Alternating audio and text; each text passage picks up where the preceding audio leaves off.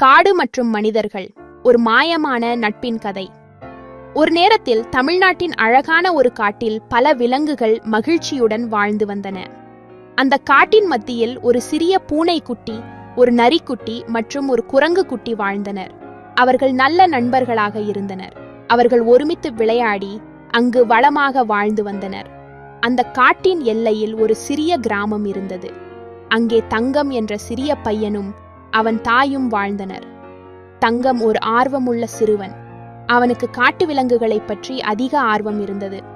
அவன் அவனது தாயிடம் அடிக்கடி காட்டின் அழகையும் விலங்குகளின் வாழ்வையும் கேட்டுக்கொண்டிருந்தான். ஒரு நாள் தங்கம் தன் தாயிடம், "நான் காட்டிற்குச் சென்று விலங்குகளை பார்க்க விரும்புகிறேன்" என்றான். அதை கேட்டதும் அவனது தாய், "காடு மிகவும் ஆபத்தானது. அதில் பல மிருகங்கள் உன்னை காயப்படுத்தும்" என்று அவனை தடுத்தாள். ஆனால் தங்கத்தின் ஆர்வம் அவனை அங்கே செல்லத் தூண்டியது. தங்கம் தன்னுடைய தாயிடம் விட்டுக் கொடுக்காமல், "நான் மிகவும் கவனமாக இருப்பேன், உன்னுடைய ஆணையை பின்பற்றுவேன்" என்று கூறினான். அதற்கு பின்னர் தாயும் இறுதியாக சம்மதம் தெரிவித்து, "நீ காடு செல்லலாம், ஆனால் மிகவும் எச்சரிக்கையாக இரு" என்று சொல்லி அனுப்பினாள். காட்டில் தங்கம் சுற்றி கொண்டிருந்த போது அவனது கண்களில் குரங்கு குட்டியும் பூனைக்குட்டியும் நரிக்குட்டியும் வந்தது. அந்த விலங்குகளை பார்த்து தங்கம் மகிழ்ச்சி அடைந்தான். அவனது அன்பு மற்றும் நட்பால் விலங்குகளும் தங்கத்துடன் பழக ஆரம்பித்தன. அவர்களது நட்பான தொடர்பு மிக விரைவாக வளர்ந்தது. அவர்கள் சேர்ந்து விளையாடி மகிழ்ச்சியுடன் வாழ்ந்தனர். தங்கம் விலங்குகளைப் பற்றி மேலும் கற்றுக்கொண்டான். அவன் அங்கு அன்பும் நட்பும் வளர்ந்ததை உணர்ந்தான். ஒரு நாள் காட்டில் ஒரு பயங்கரமான நெருப்பு பரவியது. அது மெல்ல மெல்ல விலங்குகளின் இடங்களை நெருங்கியது. அதை பார்த்து தங்கம் மிகவும் பயந்தான். அவன் தன்னுடைய நண்பர்களை காப்பாற்ற வேண்டும் என்று எண்ணினான். தங்கம், "நாம் இங்கே இருந்து விரைவில் வெளியேற வேண்டும்" என்று கூறினான்.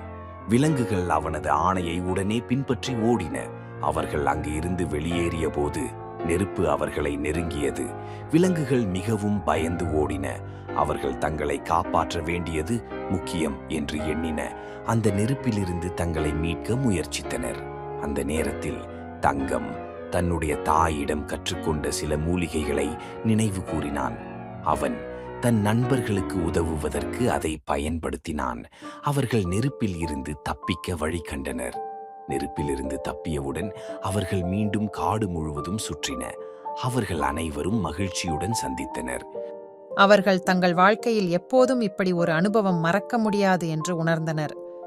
தங்கம் தனது தாயிடம் திரும்பி, "நான் விலங்குகளுக்கு உதவியிருக்கிறேன், அவர்கள் எனது நண்பர்கள்" என்று கூறினான். அவனது தாய் மகிழ்ச்சியுடன் அவனை அரவணைத்தாள். இந்த கதை அனைவருக்கும் ஒரு பெரிய உண்மையை உணர்த்தும். நண்பர்களுக்கு உதவுவது மிகவும் முக்கியம். அன்பும் நட்பும் நம் வாழ்வில் மிகவும் முக்கியமானவை. விலங்குகளுக்கும் மனிதர்களுக்கும் நட்பும் அன்பும் எப்போதும் எங்கும் நிலைத்து நிற்கும். தங்கமும் அவனது விலங்கு நண்பர்களும் மகிழ்ச்சியுடன் வாழ்ந்து மற்றவர்களுக்கு உதவிக்கொண்டே இருந்தனர். அவர்கள் அனைவரும் இயற்கையின் அழகையும் அன்பும் மதிப்புமுள்ள வாழ்க்கையையும் உணர்ந்து வாழ்ந்தனர். அவர்கள் இந்த அனுபவத்தை மறக்க முடியாது என்று நினைத்தனர்.